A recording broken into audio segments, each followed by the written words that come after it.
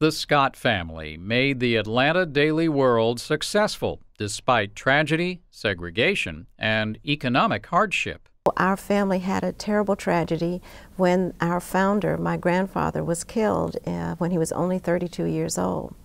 And yet the family rallied and continued to publish the paper and continued to business. It was 1928 when William A. Scott founded the newspaper as a weekly. At the time that he died, he owned 3 newspapers, Atlanta, Birmingham, and Memphis. And he was publishing 40 newspapers all over the country. So that was a tremendous blow for the family and for the business.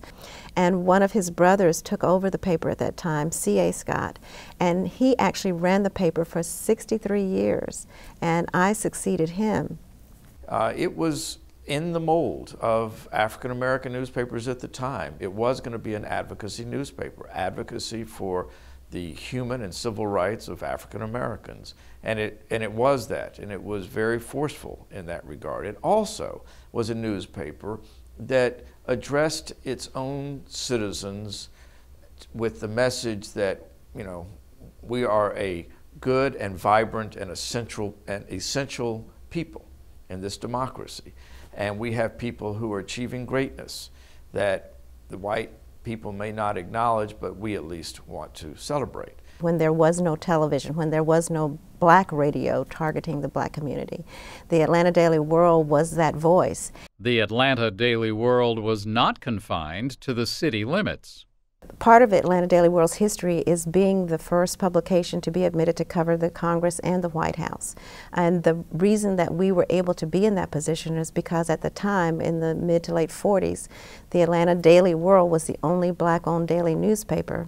And as a result of that, our correspondence stories were disseminated and shared to all the black publications all over the country. The Scott family, as it became more and more involved in newspapers and in buying up newspapers in other cities, created a syndicate, a news syndicate, called first the Southern News Syndicate, SNS, and then they later changed that first S to Scott, made it the Scott News Syndicate. For years and years and years, for decades, the Atlanta Daily World has played a key role in African American politics.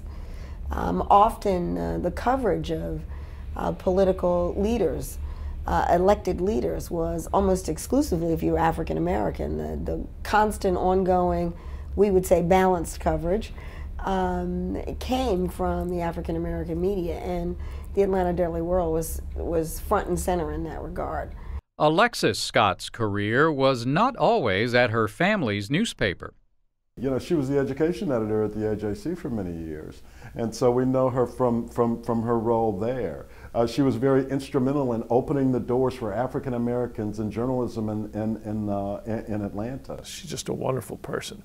And it was really a courageous step when she left a very well-paying job at Cox Enterprises to return to her family's business, because she had a commitment to her family's newspaper, to a newspaper that really represents the African American community in Atlanta. Her career has also included television. She's been a breath of fresh air on the Georgia gang. She's brought a Southern charm and a sweetness and an awful lot of good looks to the Georgia gang that we certainly wouldn't have otherwise.